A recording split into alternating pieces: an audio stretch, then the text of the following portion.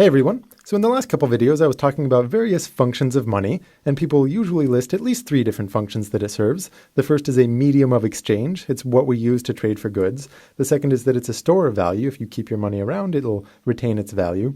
And the third is that it's a unit of value. We usually think of things in, dollar terms or euro or peso or yen terms. And some texts will actually add a 4th function of money onto this, which is that money is the standard of deferred payment. Standard of deferred payment. Now, what does this mean? What does deferred payment mean? Basically, it's any time that you receive something but only pay for it later. And the most common form of this is debt. So let's say that you're over here and you want to borrow $1,000. So you borrow $1,000. Maybe it's from some kind of institution like a bank. And maybe let's say it's a $1,000 credit card loan.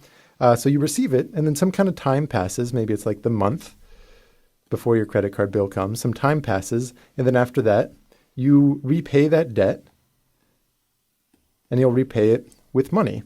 And this is probably the most common, where you're receiving, money to use for something, and then you pay it back. But there are other forms of deferred payment, like if you go to a restaurant, for example, where you receive your food before you pay your bill at the end. That would actually be a form of a deferred payment because, you receive your food at the start of the evening, and then you eat it, and it's only at the end that you pay it. Hopefully your bill isn't $1,000, but it is something where you're paying it at the end.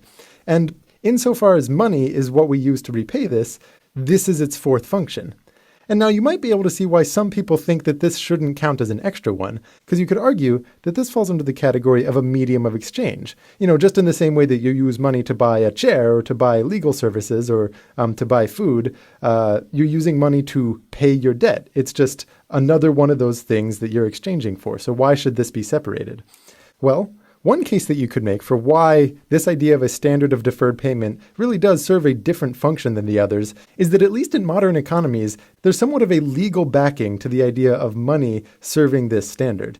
And by that, I mean, if you take on a debt in a country and there's some kind of legal obligation attached to that debt associated with the legal system of the country, tied into the law is the idea that you can pay back that debt with money. And if you've ever heard the term legal tender,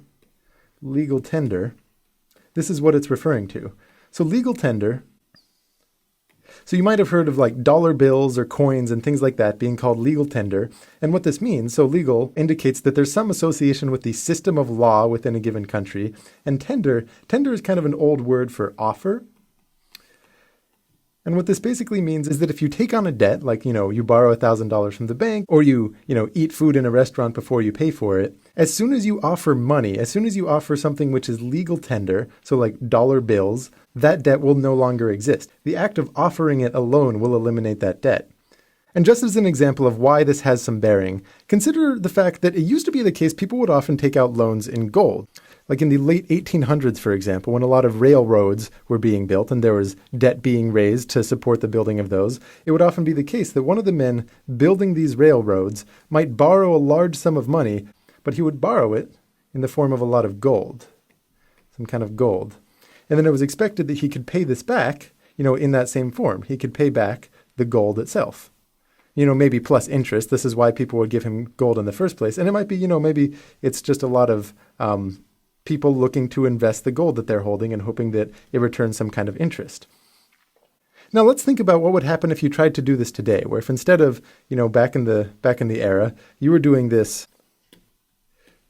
today. So let's say you borrowed like 1 ounce of gold. So it might be 1 ounce of gold. And say that corresponded today to $1,000. If it was $1,000 for every ounce of gold. Then let's say while you're holding on to it, some time passes, you're investing it, maybe instead of building railroads, you're doing something more modern with it. But let's say after enough time has passed, the gold has actually gone up in value. Maybe there's been inflation, or maybe for whatever reason, the gold is now a higher price. And instead, let's say after the time, it's now $2,000 for a single ounce of gold. Now, if you were to pay back exactly what you received, you would pay back 1 ounce of gold, maybe plus some interest, and nobody would have any reason to complain. However, legally, you're allowed to pay back your debt in the form of the legal tender of the country. So, for example, in the United States, since your original loan was in the form of $1,000, you could pay back, instead of in gold, $1,000, just US dollars. And just by offering that to the people who originally gave you the loan, the debt would be gone.